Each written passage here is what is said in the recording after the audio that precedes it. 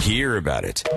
Talk about it. Now, with Matt Patrick. KTRH News Time is 5:47. Joining us right now, Dr. Bob Sanborn. He's with Children at Risk. Dr. Sanborn, welcome to Houston's Morning News, sir. Thank you. Well, it's good to have you here.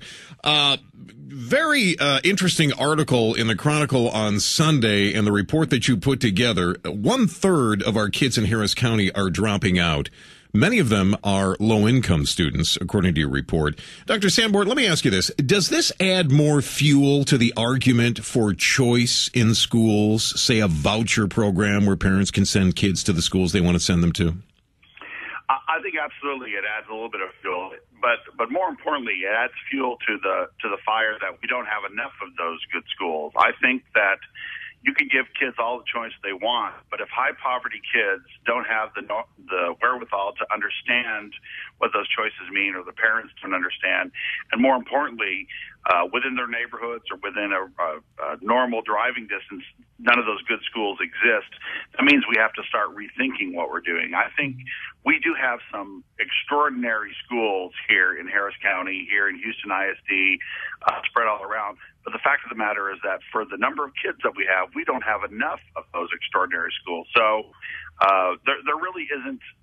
There really aren't enough schools to truly have real choice for kids. So, Dr. Sanborn, one of the troubling findings that you have is that 51% of our kids in Texas live at or near the federal poverty level. How do schools even address such an issue? Because that's got to be really challenging for teachers. Yeah, it's interesting. When we look at all the research in terms of success in school, the most important thing that you see is affluence. If you're going to be successful and you're affluent, you're much more likely to be successful. And so that means that kids that are growing up in poverty, which is really more than half of our kids now, that means we have to do extra things. So yes, it's very difficult on teachers. It's very difficult on our schools because we can't do business as usual. We have to start trying to do different things to address these kids' special needs. And so that means, in particular, we're going to have to spend more time in the classroom. We need extraordinary teachers, but also we need high expectations for these kids. These kids have grown up many times in an atmosphere of no expectations educationally, and we have to instill in them high expectations educationally, and back that up with the good teachers and the time on task. The longer school day, the longer school year. All right, and Dr. Bob Sanborn, I tell you what, I couldn't agree with you more. Longer school day, longer school year. Hang on for me, if you would, please. When we come back, I want to drill down these numbers a little bit and ask you a couple of questions about who might be making up this 1/3 of students in Harris County that are dropping out. Not just low income, but also is it illegal immigrants? Is it black? Is it white? Dr. Bob Sanborn joining us from Children at Risk. Your Houston Morning News with Matt Patrick continues.